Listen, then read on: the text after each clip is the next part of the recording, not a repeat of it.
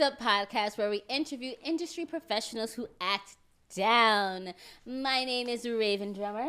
My name is Tiffany Roche. And we have a very special episode. You guys have asked your questions, and we are here to answer. Yes. So welcome to our Q&A episode. Yes, I'm so excited about this. I'm excited too. Yes. I'm a little nervous about these questions, but if you want to pass, take a shot of water. Of water or Stella Rosa. Yeah.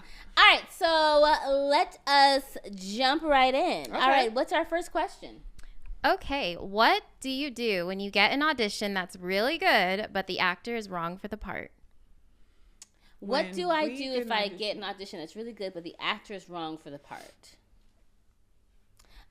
For me, I don't have a remember folder, but oftentimes I've written notes that say remember. Mm-hmm. And I try to remember, keep in mind, keep close.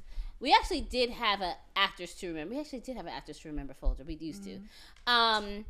So you may not get the role if you're just not right for it. Mm-hmm. But I will absolutely try to find something else that you are going to be right for.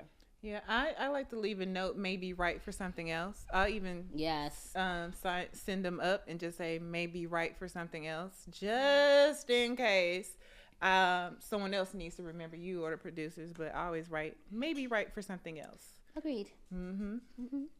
All right. Do you ever look at an actor's resume, and if so, what sort of training stands out to you? Ooh. Can you ask that one more time? Yes. Doja just asked to go potty. All right, I got you. Do you ever look at an actor's resume, and if so, what sort of training stands out to you? Absolutely look at actors' resumes. I love if you have theater training. Mm-hmm. I love if you have MFA training. Mm-hmm.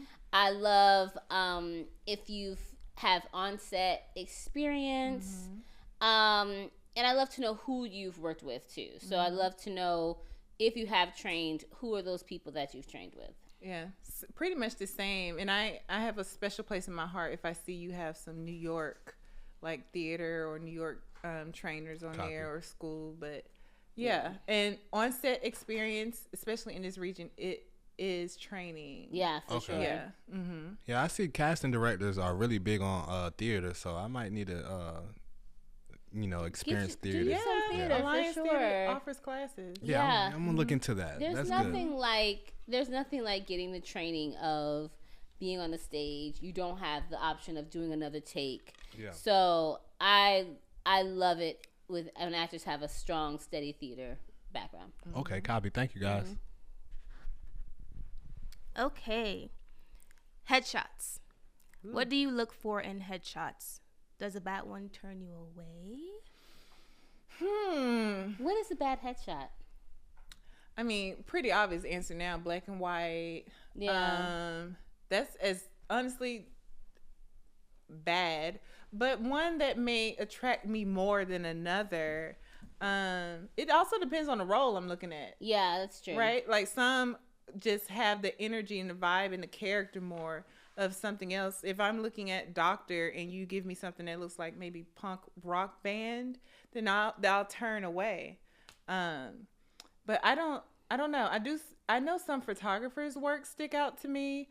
I also think New York headshots have a different look than LA, a different look than Atlanta in my mind. What is that difference? Are you able to articulate it? Yeah. Specifically New York, it's a little more artistic to me. Interesting. Yeah, and you'll find also some you'll find dark backgrounds more. Or there was this period where everyone was doing the background. I don't know what street that is, maybe Bleacher. With the brick red wall. brick. Yeah, that was a moment. But yeah.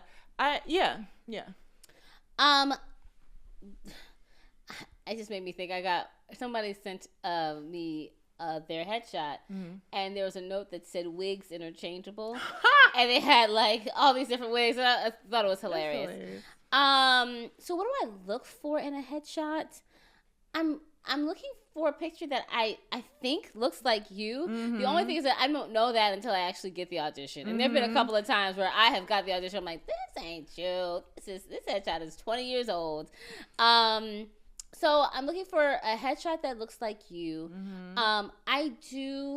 I like character shots. I don't think that they're necessary at all. I don't think that if you don't want to invest in character shots, you'll be fine. But I do like them. So if you are someone who has some wheelhouse roles that you book, it's nice for you to have a headshot for me within that character. But however, it's not necessary at all. And on headshots made me think of slate shot.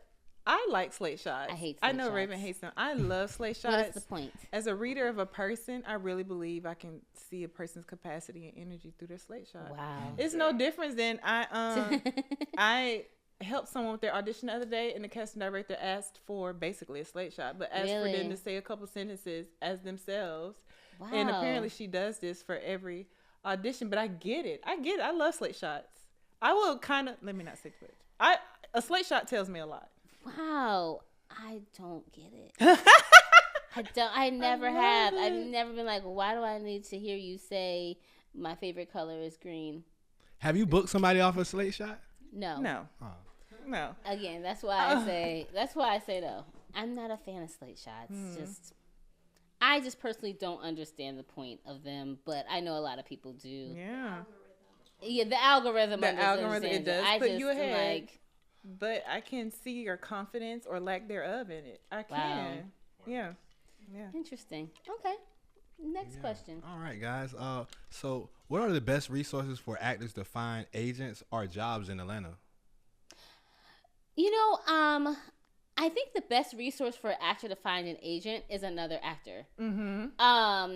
Because, and that means asking actors, how did you sign? Like, what was the process that you took to get to your agent? Like, I know of agents from a completely different standpoint. So I think asking an actor, like, what did it take? Did you do a showcase?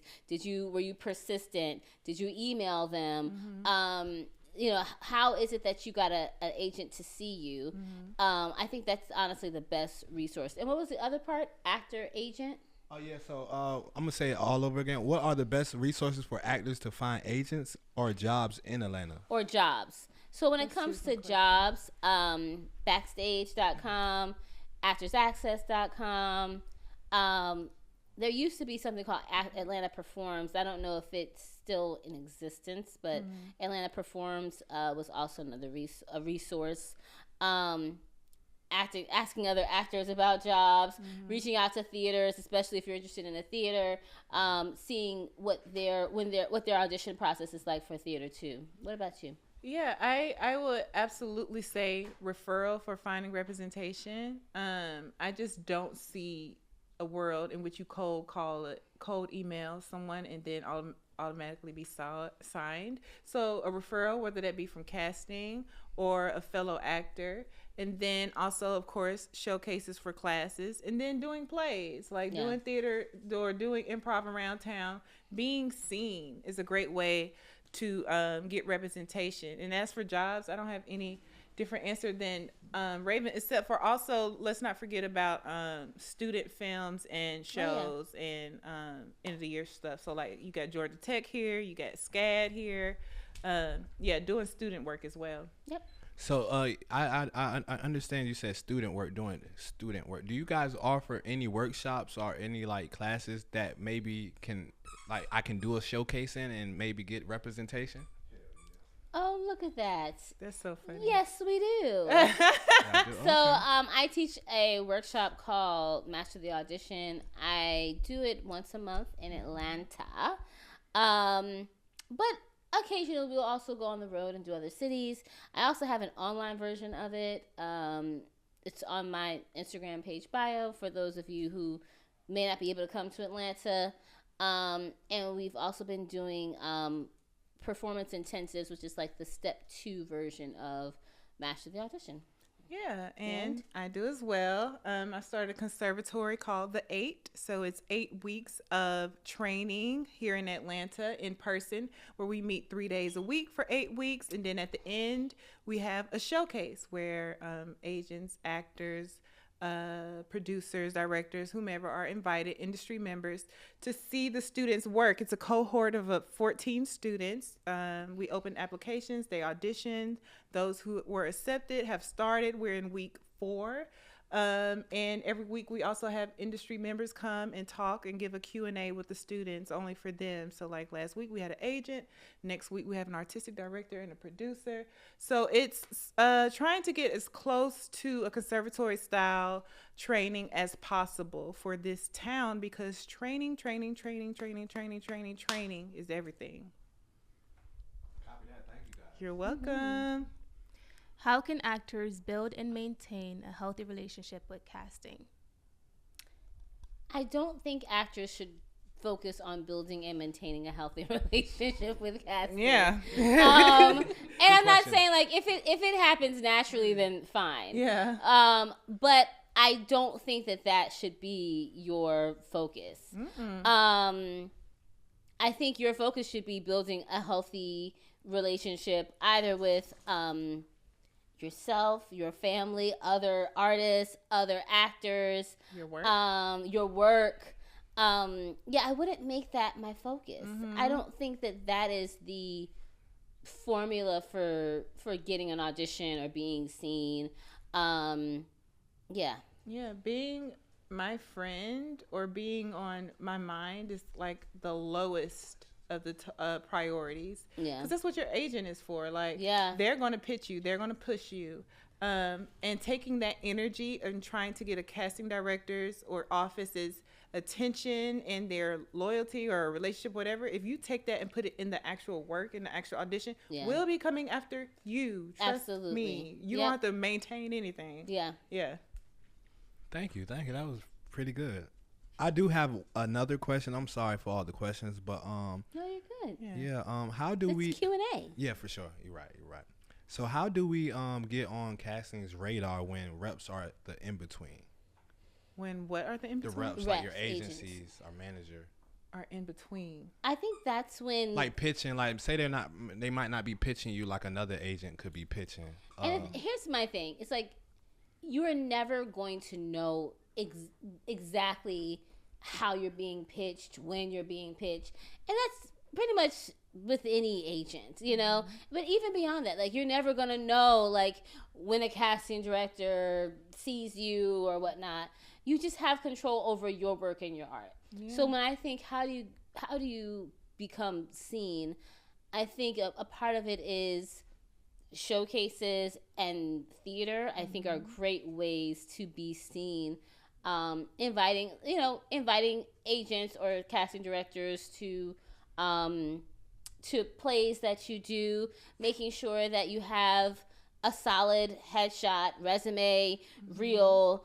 Those are the ways to be seen. I think those are the better ways to be seen. But again, I don't think the focus should be, I don't know if my agent is not representing me. I think the focus should be, am I doing work that is fulfilling? Because we will see you eventually. Yeah.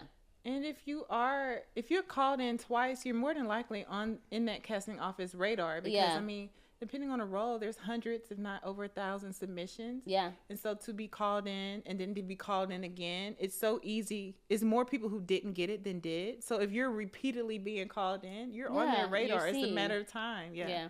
Mm-hmm. All right. Why do you think it's so? Wait, hold on, guys. All right, so for actors that are just starting out and just want to start out with background, what are some websites that we can visit to get opportunities for like background work in Atlanta? Interesting. So I don't do background casting, and it's a totally different animal than principal. However, like I know if there's extras casting companies. Like Cab. Yeah, so cab casting. There used who? Project casting. Is that legit? Oh, okay. Extras Casting Atlanta used to be a company here. I don't know if they're still in existence. I think just Googling Extras Casting companies and looking up their submission process is a great way to start. Yeah. You know. And their legitimacy, for sure. Like, don't be paying people for extras casting, you know? So, Ever. Yeah. Yeah. Is Central Casting here in Atlanta? Yes. Central? Okay, so Central Casting as well. Okay. Okay. Oh, okay. I have a question, Rhavynn, from one of your biggest fans. Oh, my. This is from Anthony. Shout out, gosh. Anthony. Hi, Anthony. Why do you think so many relationships come from being on set or are ruined on set? Ooh, like Brad Pitt, Angelina Jolie type thing. Oh, that's a really interesting question. I think that especially if you're doing a film, a TV show, and you're in it for so long with somebody, I think that I'm not surprised that you having a natural chemistry with that person begins to develop. So I think that I can see it kind of being evolutionary of, oh, okay, I've been in the trenches with this person for 2 or 3 months. What began as a friendship or strangers, this chemistry has developed and grown into something else. Now, do I feel like that is accurate?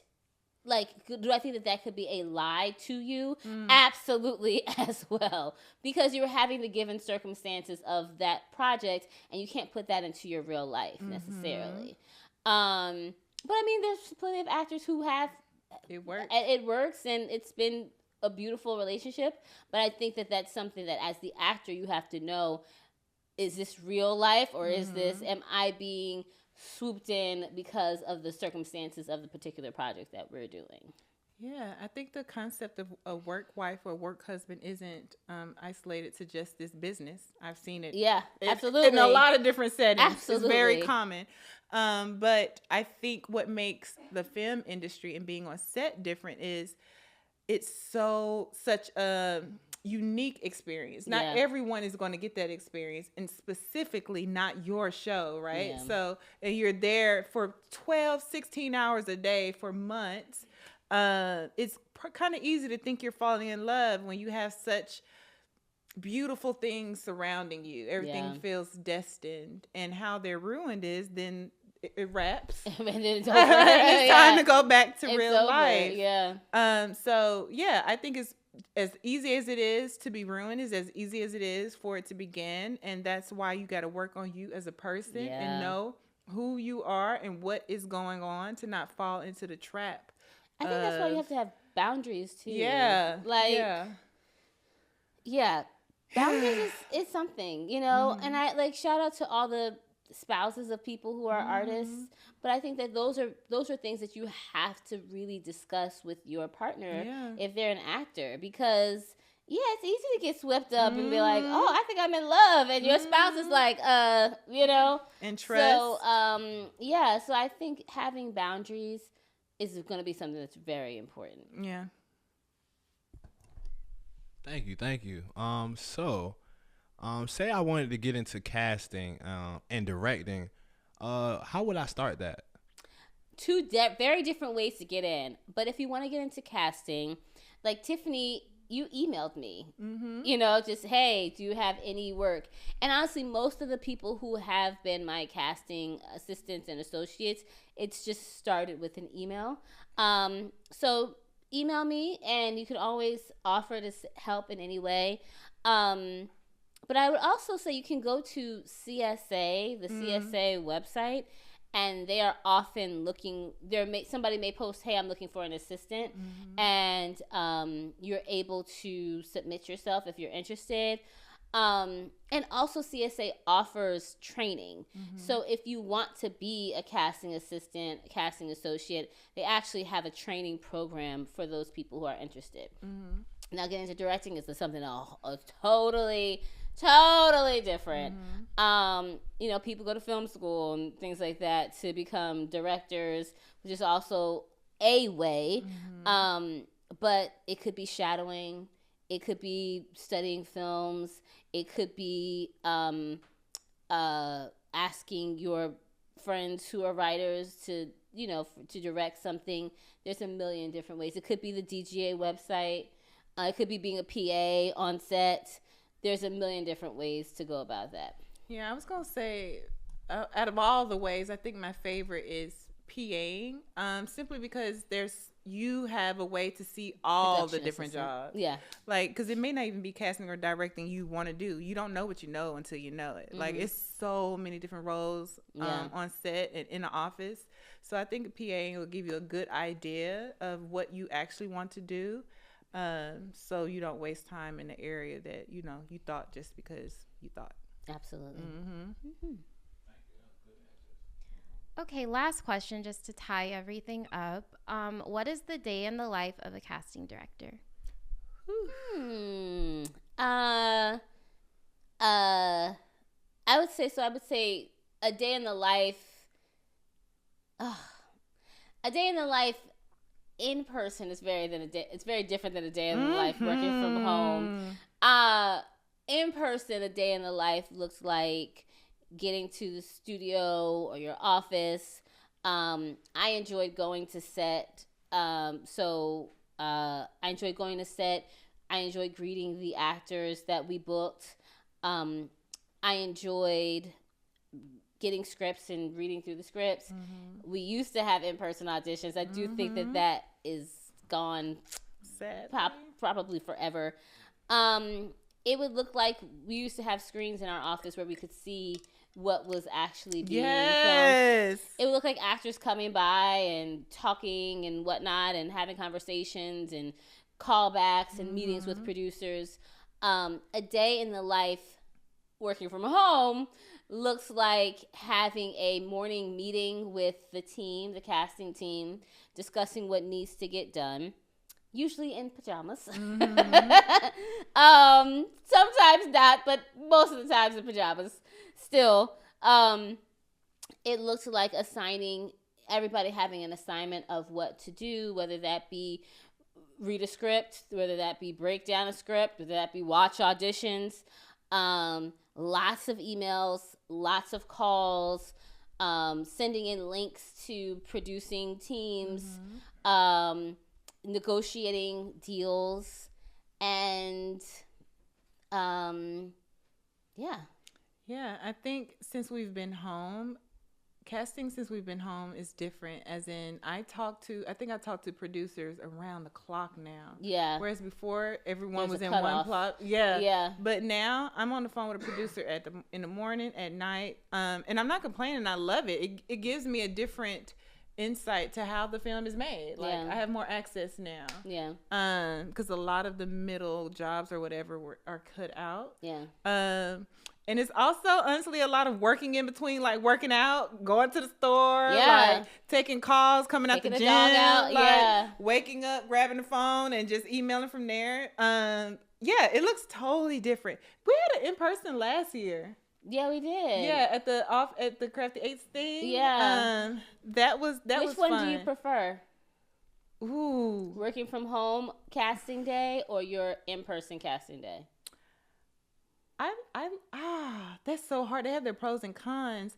I do remember just feeling drained physically when we, especially like a big callback for like the series regulars in person. However, I felt so like we accomplished something. Yeah. Whereas working from home on something, it feels like it never ends. Yeah. Or there's no like da-da, you know? It's not bravo, you did a good job. Yeah, it's like, all right, next. It doesn't, and when I say it doesn't end, it means there's no like button that be like, and we did that. And you usually just merge into the next thing. Whereas if you have an in-person casting day, there's a very set beginning and end. Even just like being on a set and like the last day, they usually give you like like, you know, lobster and steak. And so there's some sort of celebration that the project has ended. And when you work from home, it's like, all right, and next, you know. Get a gift in the mail. Yeah, and that's like it. Yeah. That's good. Beautiful. Thank you so much, ladies. Welcome. You guys answered those perfectly. We hope we answered. And shout out all the casting directors. Yes. Nothing without you guys. Aww.